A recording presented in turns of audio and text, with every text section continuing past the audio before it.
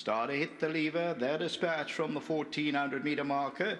DINETTO's in the second line, and Fred's trying to overcome that draw on the right-hand side. In fact, is going off to lead them.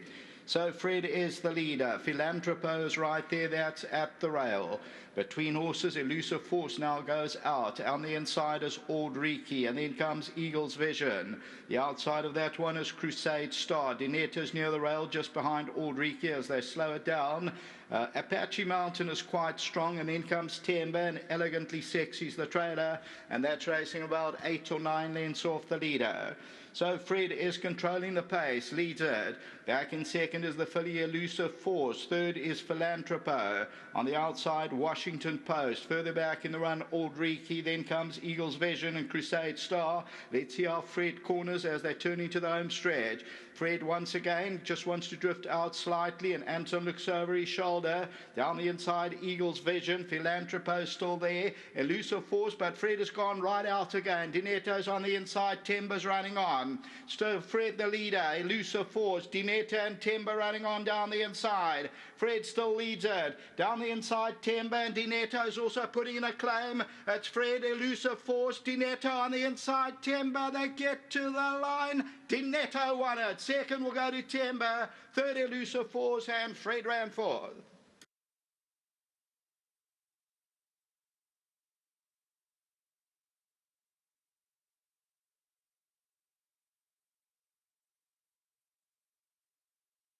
Number 7, DINETTO, is the winner.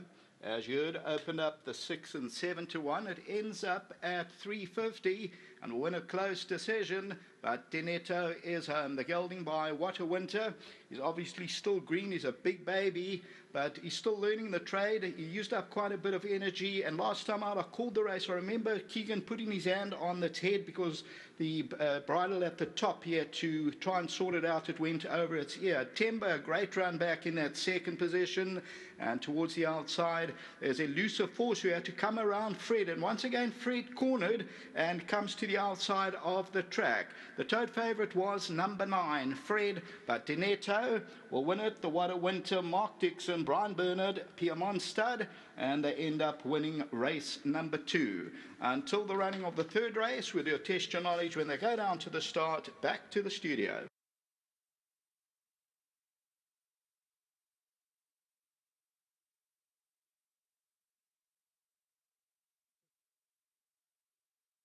Now coming into the minor positions, but if you went with the first double, it opened up 30 to 1 if you landed the gamble, and the money came for Great to Be Captain from 5 to 1 down 28 to 10, and heavy support for DINETTO lands the... Welcome back to the winner's enclosure. The gamble of the race, number 7, DINETTO, has got up in the latter stages. Haley's going to join us in the winner's box here. This is a What a Winter from the Mark Dixon stable. Now, during the week, I was doing some interviews, and I said to Zane, the cameraman, I said, if this horse produces, he'll win. And he's still a little bit temperamental, but he's got tons of ability. Yes, I wouldn't say too much temperamental. He's just a very big baby. And when this horse seriously learns to race, I think we'll have a lovely horse on our hands. Last time out, things went horribly wrong? They did. It was just a complete mess-up. So he had to put a line through that. And on his debut, he was a massive runner today. He seemed to also do things a bit wrong today, a little bit slow, and he raced green, but when he picked them up, smart turn of foot. Yes, I'd just like to thank Keegan because, I mean, with him in the irons, we never have to worry. And it was another expert ride from him. Where was Mark watching this from? Mark is at the sales. Very well done to him and to Brian Bernard and to Victor, who chose this horse. Now they can buy a few more.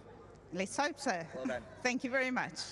Now, this is going to be nominee for one of the Ride of the Days already, because DINETTO, last time out I had a chat to you with the bridle and everything going wrong, and if he produced that penultimate run, he looked a good thing.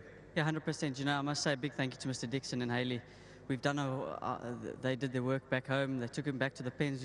Look, he still came today and he was a bit slow out, but yeah, I said if he does jump slow, I'm just going to leave him to relax and run on, because last time he missed it with me. I chased him a little bit and I got hit around the turn, and that's when the bridle came off. So yeah, just full credit to the horse. He dug down deep today.